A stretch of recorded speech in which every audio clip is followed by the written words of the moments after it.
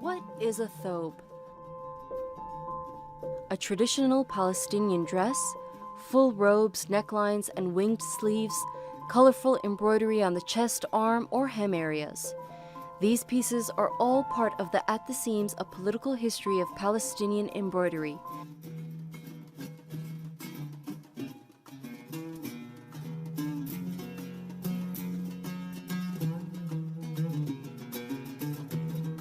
Palestinian embroidery, for me, can be considered implicitly political by virtue of being made by people and worn on the body. It has a particular kind of intimacy, but it has also intersected in fascinating and sometimes unexpected ways.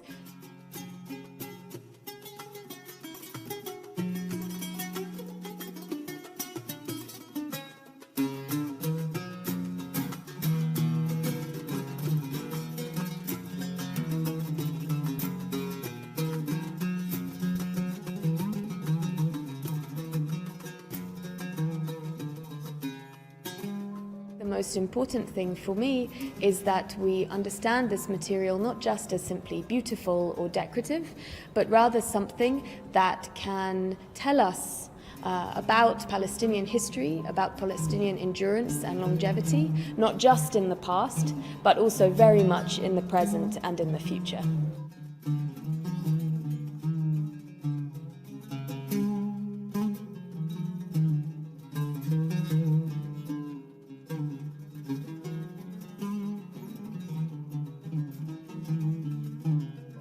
At the Seams continues to shed light on the lives of these women and communities and their relationship with history. Through the story of needle and thread, this exhibition is weaving the narrative of Palestinians across the region back together. Palestinian embroidery is extremely rich in this sense. It has a language, arguably, a vocabulary, dialects of its own, because despite being not a huge territory, Palestine had extraordinarily multifaceted modes of making embroidery.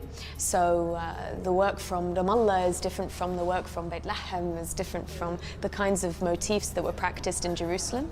And you can understand this via the kinds of motifs they used. In Jaffa, for instance, which is by the sea, you maybe see motifs related to water or to oranges, where they grew a lot of oranges. In Hebron, you have a lot of the vine motif, because this was a real grape-growing region.